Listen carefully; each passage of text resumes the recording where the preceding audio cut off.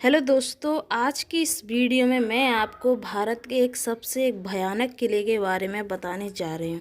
दोस्तों, इस किले का इतिहास बहुत पुराना है। बताया जाता है भारत में आपने जितने किले देखे होंगे उन सब में से यह किला सबसे भयानक और डरावना किले के तौर पर बताया जाता है।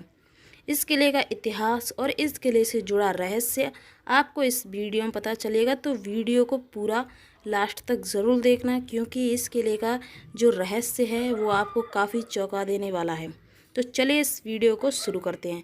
भारत में तमाम किले जिन्हें देखने के लिए दूर दूर से लोग आते हैं, लेकिन कलावंती किला उनमें से एक है। इस किले को देश का सबसे खतरनाक किला माना जाता है। यह किला इतना खतरनाक है कि इस किले में जाने से लोगों की रूह कांपती है, क्योंकि यह किला इतना डरावना है। इस किले का इतिहास क्या है? कहा जाता है कि पहले इस किले को मुरंजन किले के नाम से जाना जाता था, लेकिन बाद में छत्रपति शिवाजी महाराज ने इस किले का नाम को बदल दिया और इसका नाम रानी कलावंती के नाम पर रख दिया। तब से यह किला कलावंती किले के तौर पर प्रसिद्ध है। यह कलावंती किले से चंदेरी, मारथेनार और करनाल और इसराल और मुंबई से कुछ इलाकों को भी देखा जा सकता है। यानी कि इस किले के ऊपर चढ़ने के बाद आपको ये सभी इलाके आपको दिखाई देंगे। दोस्तों, इस किले का इतिहास, इस किले का रहस्य बहुत डरावना है और बताया जाता है कि इस किले में से कई लोगों की मौत भी हुई है। आखिर कैसे हुई, कब हुई और इस किले के पीछे का इतिहास क्या है? बताया जाता है कलावंती दुर्ग ट्रैक का कठिनाई स्तर है। यानी कलावंती ट्रैक कितना मुश्किल है, ये मैं आपको इस वीडियो में बताऊंगी।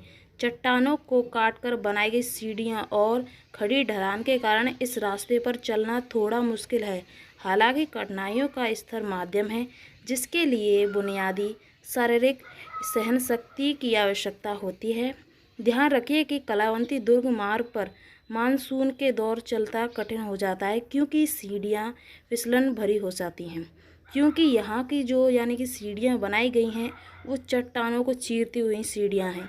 और इस किले पर चढ़ना तो बहुत सरल है, पर इस पर उतरना बहुत ही कठिन, क्योंकि एक तरीके से इसकी जो सीढ़ियाँ हैं वो खड़े तौर पर बनाई गई हैं। ना ही चढ़ने के लिए कोई रेलिंग है, ना ही उतरने के लिए कोई भी साधन। अब मैं आपको ये बताऊं कि इस किले का निर्माण किसने और कब करवाया। ऐसा माना जाता है कि इस किले का निर्माण बहमनी साम्राज्य के समय हुआ था। बाद में यह अहमदनगर के निजाम शाही राजवंश के अधीन आ गया। दोस्तों, बताया जाता है कि कलावंती दुर्ग इतना भयानक है, अगर कोई भी व्यक्ति इस किले में बारिश के मौसम में जाएगा तो उसके लिए निश्चित ही उसकी मृत्यु लिखी है, क्योंकि इस किले की जो सीढ़ियाँ हैं वो बारिश के मौसम में काफ़ी चिकनी हो जाती हैं, जिसके कारण लोगों की जान को खतरा बहुत होता है। कलावंती दुर्ग पर चढ़ने में कितना समय लगता है, क्या आपको पता है? आपके फिटनेस स्तर और गति के आधार पर बेस गांव में कलावंती दुर्ग के शीर्ष तक पहुंचने में लगभग 3 से 4 घंटे लगते हैं। शिखर तक अंतिम पड़ाव चुनौतीपूर्ण है और इसमें समय भी बढ़ जाता है, क्योंकि जो अंतिम पड़ाव होता है वो काफ़ी मुश्किल होता है। क्योंकि जैसा कि अंतिम पड़ाव रह जाता है तो नीचे देखने में काफ़ी लोगों को डर लगता है, जिस कारण वो अपना गति नहीं संभाल पाते और इस किले पर से काफ़ी गिरकर उनकी मृत्यु हो गई है। इसीलिए जो अंतिम पड़ाव होता है काफ़ी मुश्किल रहा। बताया जाता है कलावंती दुर्ग में किसी की मौत हुई थी। किसकी हुई थी, आखिर क्या हुआ था? फरवरी 2018 में पुणे से 27 वर्षीय ट्रैकर चेतन पांडे की कलावंती दुर्ग की चोटी से गिरकर मृत्यु हो गई। बताया जाता है कि वहां पर उसे गिरते हुए देखा गया था और लगभग 4 घंटे बाद उसका शरीर मिला था। क्या आपको पता है कि इस किले का नाम रानी कलावंती के नाम पर क्यों रखा गया था? इसके पीछे का इतिहास क्या है? इतिहास: शिखर के शीर्ष तक जाने के लिए सीढ़ियों की एक श्रृंखला है, लेकिन संरचना के इतिहास के बारे में बहुत कम जानकारी है। स्थानीय मार्गदर्शकों के अनुसार इसे 15वीं शताब्दी में कलावंती नामक रानी के लिए बनाया गया था। लगभग उसी समय पड़ोसी प्रवनगढ़ के रूप में मराठी भाषा में दुर्ग शब्द का अर्थ है किला होता है। इसीलिए इस दुर्ग का नाम रानी कलावंती के नाम पर रख दिया और इस किले को आज लोग कलावंती किले के तौर पर बताते हैं। दोस्तों, इस किले का इतिहास बहुत प्रसिद्ध है। जब इस किले की जो निर्माण है रानी कलावंती के लिए किया गया था। अब इस किले के लिए बताते हैं कि इस किले को लोग डरावना भयानक क्यों कहते हैं। क्योंकि सबको पता है कि इस किले की जो बुनियादी है, इस किले पर चढ़ना सबसे ज़्यादा खतरनाक है। इसीलिए इस किले को डरावना या भयानक किले के तौर पर बताते हैं। बताया जाता है कि इस किले में कई ऐसी खुफिया सुरंग तय खाने बने हैं जिनमें करोड़ों का बेशुमार खजाना छुपा हुआ था एक समय पर आज उस खजाने को निकाल दिया गया है और कुछ खजाना आज भी इसमें मौजूद है। क्योंकि इस किले की जो बनावट है, इसीलिए इस जगह पर छुपाया था कि कोई भी इस किले तक ना पहुंच सके। बताया जाता है कि इस किले में कई ऐसी खुफिया जगहों का निर्माण किया था ताकि इस किले पर कोई भी चढ़ ना सके, और वो किला आज भी सुरक्षित किले के तौर पर बताते हैं। पर सुरक्षित को देखते हुए इस किले को डरावना किले के तौर पर भी कहा जाता है।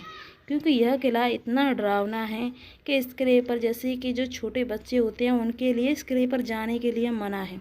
क्योंकि यह किला इतना डरावना है कि चढ़ते वक्त तो इस किले पर आसानी से चढ़ जाएंगे, लेकिन उतरने में इतनी कठिनाई है कि आपको अपनी जान अपनी आंखों के सामने दिखाई देगी कि एक तरीके से आप मौत के दर्शन करें। क्योंकि इसकी सीढ़ियाँ भी कुछ ऐसे बनाई गई हैं, ना ही कोई पकड़ने का साधन है, ना ही उतरने का कोई भी रास्ता।